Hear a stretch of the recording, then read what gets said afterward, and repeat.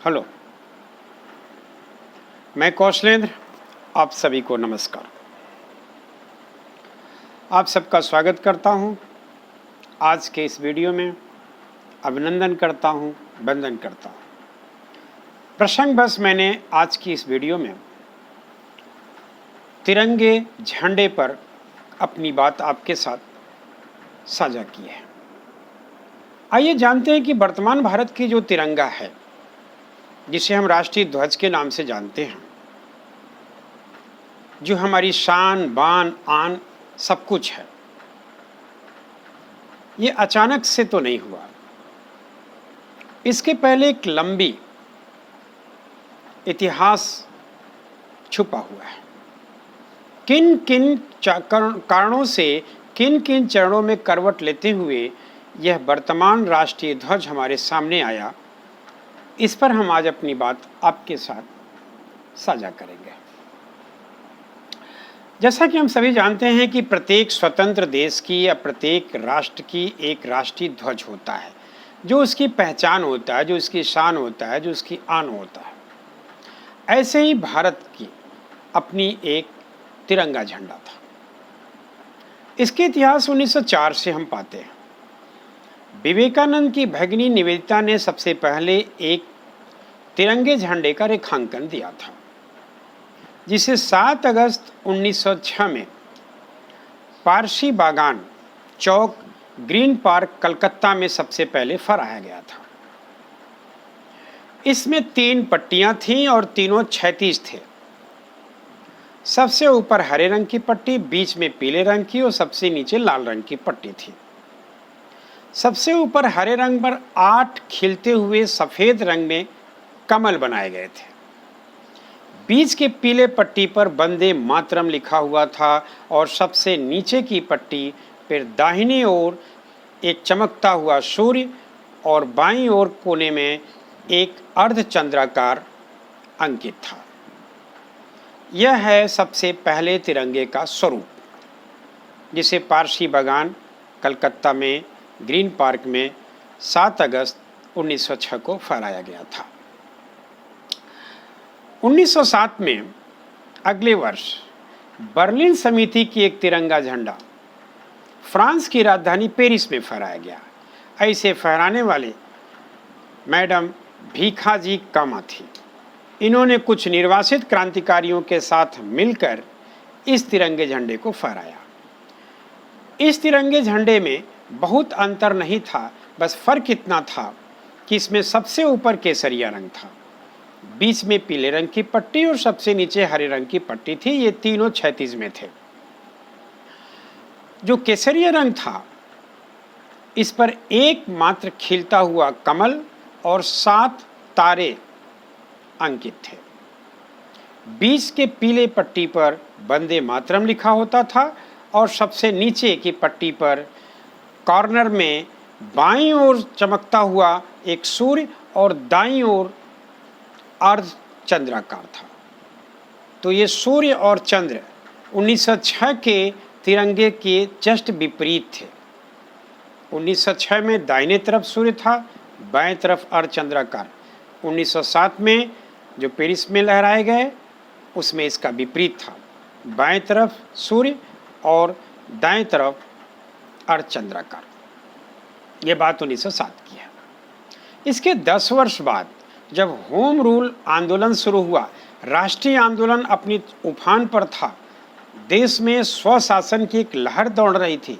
राष्ट्रीय चेतना में मुस्लिम लीग, कांग्रेस और तमाम छोटी मोटी पार्टियां मिलकर के एकजुट हो गई थी। गांधी जी का भारत में आगमन हो चुका था। देश का वातावरण बिल्कुल उबल रहा था। उस दौरान एक और तिरंगे का अवतरण होता है, जिसमें कि लोकमान्य बाल गंगाधर तिलक जी ने और एनी बेसेंट जी ने मिलकर के इस तिरंगे को फहराया। तो इसे हम तिरंगा नहीं कह सकते, बल्कि इसमें कुल 9 पट्टियां थीं, जिसमें 5 लाल रंग की पट्टियां थीं और 4 हरे रंग की पट्टियां थीं, और ये सभी क्षैतिज आकार में थे। शुरुआत सबसे ऊपर लाल रंग से थी, फिर हरे रंग की पट्टी, फिर लाल रंग की पट्टी, फिर हरे रंग की पट्टी। इसी क्रम में 5 लाल रंग की पट्टी और 4 हरे रंग की पट्टी बनाई गई थी। इस तिरंगे नहीं बल्कि इस 9 रंग के हरे और लाल पट्टी पर सप्तर्षि ऋषि के आधार पर, इन्हीं के विन्यास पर 7 सितारों का अंकन था। इस झंडे के एक कोने पर जैक था और ये यूनियन जैक था, और दाईं ओर एक अर्ध चंद्राकार और उस पर एक सितारा था। ये बात 1917 की है। उसके बाद असहयोग आंदोलन के दौरान 1921 में आंध्र प्रदेश के विजयवाड़ा में पिंगले वेंकैया जी ने एक ध्वज गांधी जी को भेंट किया। इसमें 2 रंग थे, ऊपर की ओर हरे रंग और नीचे की ओर लाल रंग, मात्र 2 पट्टी, और इसकी दोनों पट्टियों को मिलाते हुए गांधी जी की चरखा बनाई गई थी।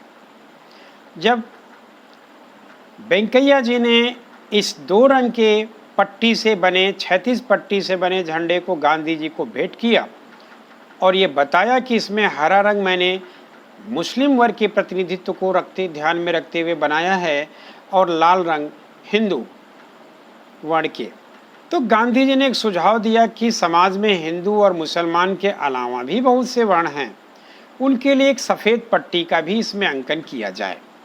ये बात 1921 में है। 1931 झंडा के इतिहास में एक महत्वपूर्ण ऐतिहासिक वर्ष माना जा सकता है। कांग्रेस के कराची अधिवेशन के दौरान इसे हम तिरंगे स्वरूप में पाते हैं, जिसमें सबसे ऊपर केसरिया कलर, बीच में सफ़ेद पट्टी और सबसे नीचे हरे रंग की 36 पट्टी बनाई गई। इस सफ़ेद पट्टी के बीच में गांधी जी का एक गतिमान चरखे का अंकन किया गया। यह बात 1931 की है। इसी स्वरूप को लेकर के हम आगे बढ़ते हैं। एक प्रसंग और आता है 1943 का। 21 अक्टूबर 1943 के दिन सुभाष बाबू ने सिंगापुर में अस्थायी सरकार की स्थापना की थी। उस समय वे उसके प्रधानमंत्री भी बने थे। उन्होंने अपना मुद्रा भी चलाया था, अपना राष्ट्रीय ध्वज भी बनाया था, जिसे 9 देशों ने मान्यता भी दी थी। उस दौरान उनके राष्ट्रीय ध्वज में इसी तिरंगे को शामिल किया गया था। बस फर्क इतना था कि जो चरखा था उसकी जगह उछलता हुआ एक सिंह का उन्होंने अंकन किया था, सुभाष चंद्र बोस जी ने।